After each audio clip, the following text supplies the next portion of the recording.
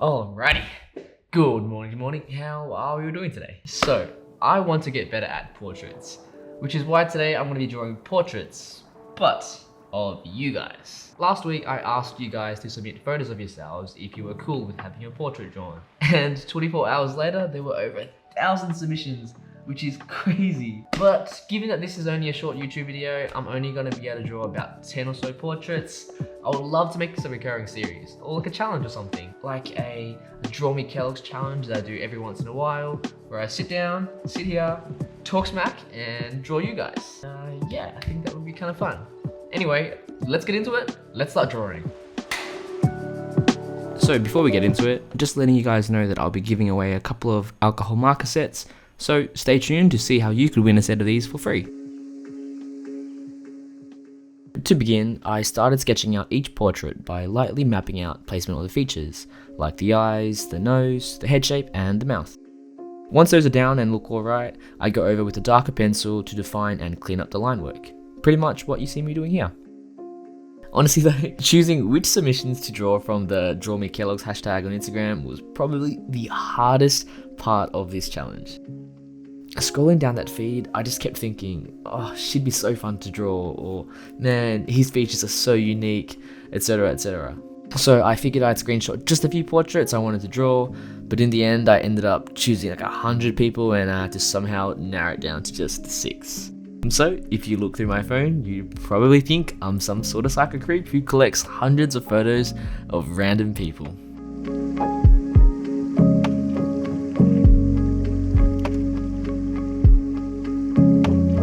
I know it's been ages since I last made a YouTube video, and I've had so many of you guys commenting and asking when the next video is gonna come out, etc. It's been a whole year. So I just want to say I am so sorry it's taken so long.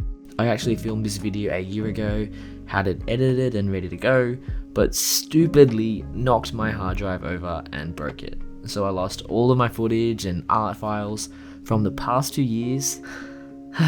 Yeah, I was pretty upset and just decided to have a sook for a whole year and pause making YouTube videos. But it's a new year, so I finally decided to suck it up, get over it, and get back into making videos again.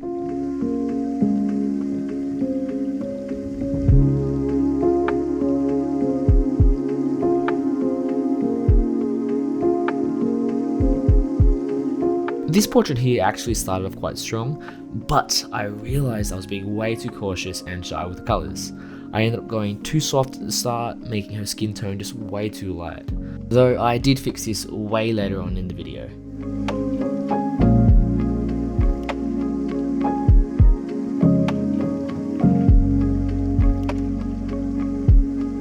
The first time I tried markers and made a video about it, I had no idea how to use blending markers and all you guys straight up called me out on it. So this time round, I tried the correct way and applied the blender marker on the paper first. But I'll be honest, I still have no damn clue what it does or how it works, because I just can't tell the difference that it makes. I'm pretty sure the paper is the problem here. I'm not using marker specific paper, but just Bristol paper that I had around. So again, I ended up ditching the blender pretty quickly and just went ahead with the makeshift technique that I had going so far. Instead of everything being so smooth and perfectly blended, I actually kind of liked the effect of the marker strokes and the textures I was leaving behind.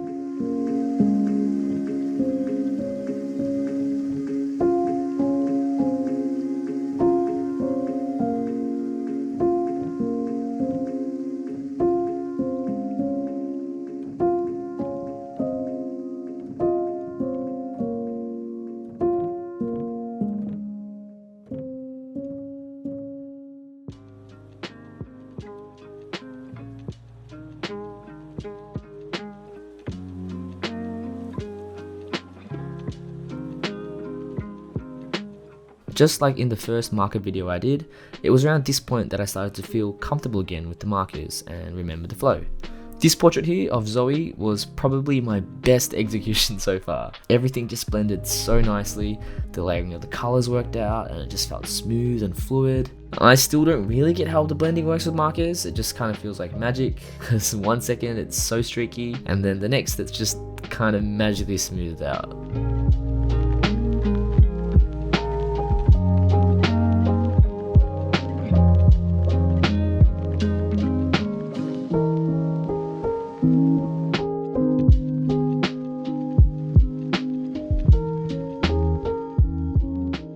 Editing these videos back though, I also noticed I developed a sort of pattern to kind of colouring the portraits in. I'd start with a mid-tone around the eyes, contour the nose, the lips and the cheeks, and then I'd go in with a lighter base skin tone to soften all the edges and, in a way, blend it all together. Then I'd go back and build and refine those shadows, which I think works for me. I was starting to feel the groove, so I just kept powering on.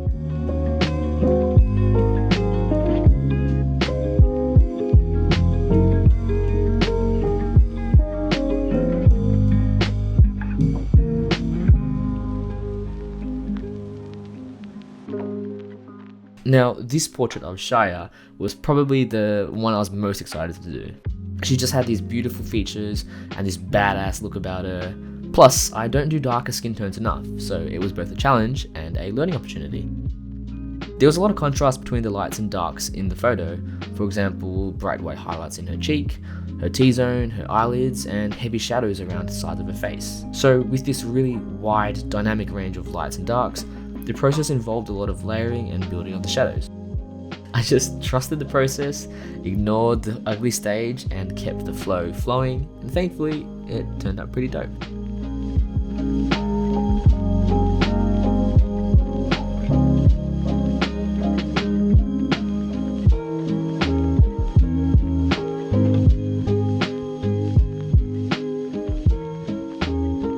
Then came the sixth and last portrait. By this point I was feeling pretty comfortable and already warmed up with the markers. It just felt so natural and clean to colour in Tristan, who I think looks like the most chilled and friendly dude. Again, here you can see me starting with those mid-tones around the eyes, the nose bridge, the lips and cheeks before using this lighter base skin tone to blend them into the highlights and into the white of the paper.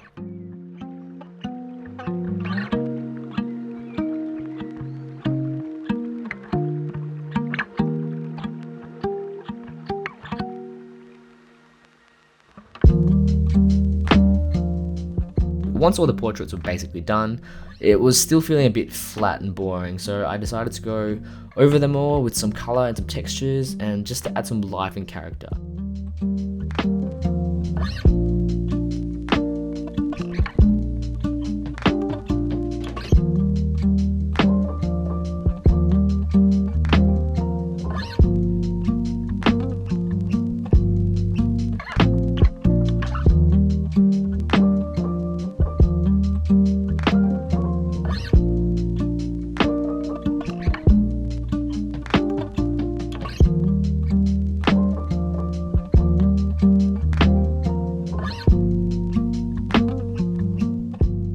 As of late, I've been trying to get into a habit of doing these portrait studies and challenges more regularly. I'm way too often trying to draw characters from my imagination, so I unfortunately suffer from same face syndrome.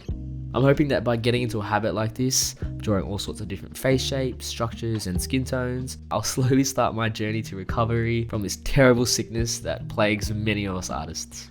So yeah, that's probably one of my goals for the year, improving and showing more diversity in my work.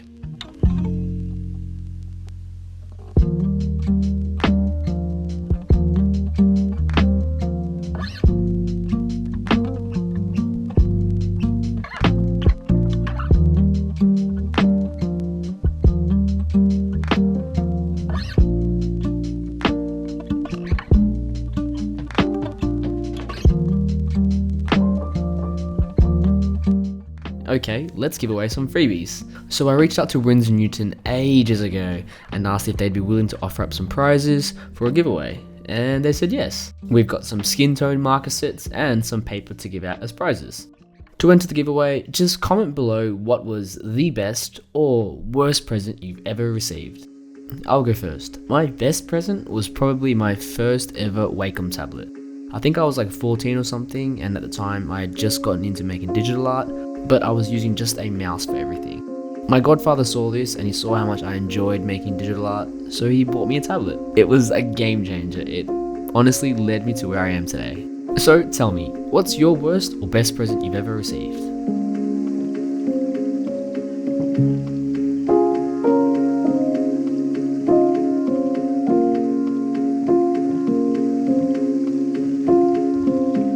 Before we wrap up the video, I just want to thank everyone who submitted your portraits for the challenge. In particular, thank you to these lovely and beautiful people for letting me draw you guys. I actually really enjoy doing these portrait studies, and I'd love to do more of them and draw you guys every once in a while in a video kinda like this. But until then, I hope you guys are having an awesome day. Don't forget to make more art, and I will see you guys soon. I promise.